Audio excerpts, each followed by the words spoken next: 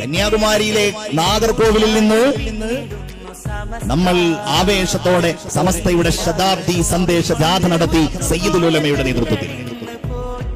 നമ്മളുടെ ആവശ്യം ബഹുമാനപ്പെട്ട സയ്യിദുൽ ഉലമയും സമസ്തയുടെ ആദരണീയരായ നേതൃത്വവും അത്യാവശ്യം തരക്കേടില്ലാത്ത ക്ഷീണമില്ലാത്ത വാഹനങ്ങളിൽ അവർ സഞ്ചരിക്കണം എന്നുള്ളതായിരുന്നു. എത്രയോ ആളുകൾ അതിനാവശ്യമായ വാഹനങ്ങൾ നൽകാമെന്ന് പറഞ്ഞു. വലിയ കോടികൾ വിലപിടിപ്പുള്ള വാഹനങ്ങൾ. അതിലെ ഒരു എളിയ അംഗവും അതിന്റെ സംഘാടകനാകാൻ അവസരം ലഭ്യമായ ഒരാളെന്ന രീതിയിലുമാണ് ഞാനിത് പറയുന്നത്. വിദേശ രാജ്യങ്ങളിലൊക്കെ കച്ചവടം ചെയ്യുന്ന സൗകര്യമുള്ള നമ്മളുടെ പ്രവർത്തകന്മാർ ഇതുമായി ബന്ധപ്പെട്ട് നേതൃത്വം നൽകുന്ന ആളുകളെ വിളിച്ചു പറഞ്ഞു, സയ്യിദുൽ ഉലമക്ക് യാത്ര ചെയ്യാനിതാ എന്റെ വാഹനം ഇത്ര സൗകര്യമുള്ള വാഹനമാണ്, ഇങ്ങനെയുള്ള ആഡംബര വാഹനമാണ്, ഒരു ക്ഷീണവും അറിയാത്ത നല്ല വാഹനമാണ്. ഇതുമായി ഈ യാത്രയെ ആസൂത്രണം ചെയ്യുന്ന ആളുകൾ സയ്യിദുൽ ഉലമയോട് അനവധി തവണ പറഞ്ഞു. ഉസ്താദ് പറഞ്ഞു, നമ്മളുടെ യാത്ര ഒരിക്കലും ഒരു ആഡംബര വാഹനത്തിലാകരുത്, നമ്മളുടെ വാഹനം കണ്ടിട്ടാകരുത് ആളുകൾ ഈ സംഘടനയെ വിലയിരുത്തുന്നത്. ആവർത്തിച്ച് ഉസ്താദ് പറഞ്ഞു.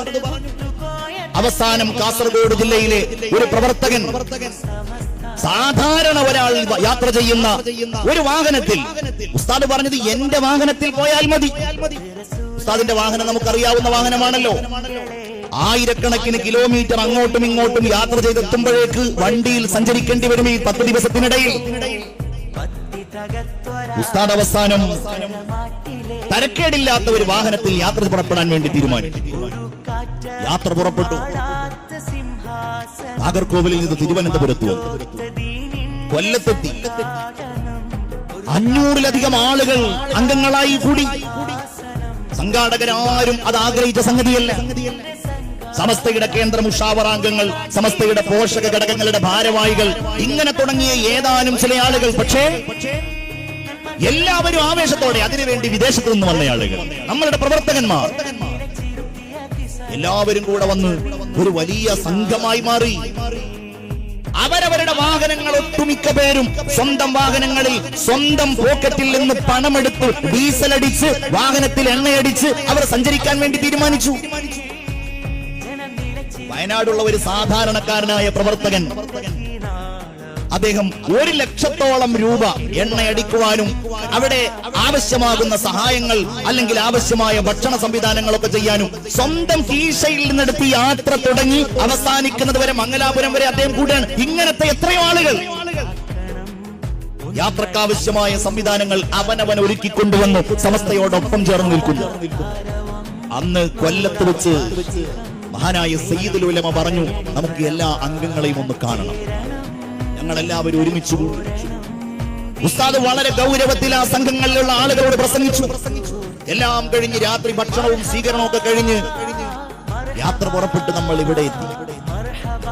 നിങ്ങൾ ആരെങ്കിലും ഈ യാത്രയിൽ ഒരു ടൂർ എന്ന രീതിയിൽ, ഇതൊരു ആസ്വാദനം എന്ന രീതിയിലാണ് നിങ്ങൾ ഈ യാത്രക്കൊപ്പം വരുന്നത് എങ്കിൽ നിങ്ങളുടെ യാത്ര നിങ്ങൾ ഇവിടെ അവസാനിപ്പിക്കണം.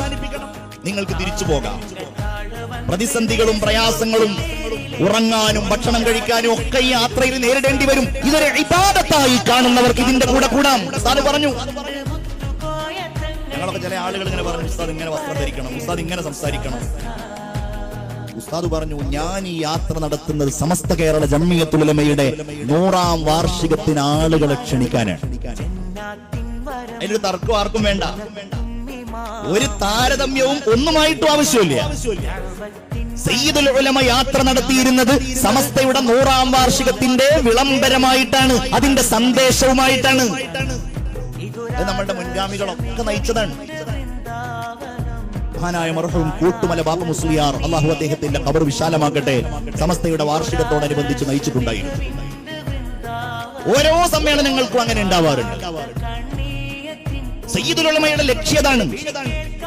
അപ്പൊ അദ്ദേഹം പറഞ്ഞു, അതിന് നമ്മളുടെ വസ്ത്രമോ നമ്മളുടെ ഏതെങ്കിലും രൂപമോ നമ്മളുടെ സംസാര ശൈലിയോ ഒന്നും ഇതിൽ നമ്മൾ പരിഗണിക്കേണ്ടതില്ല.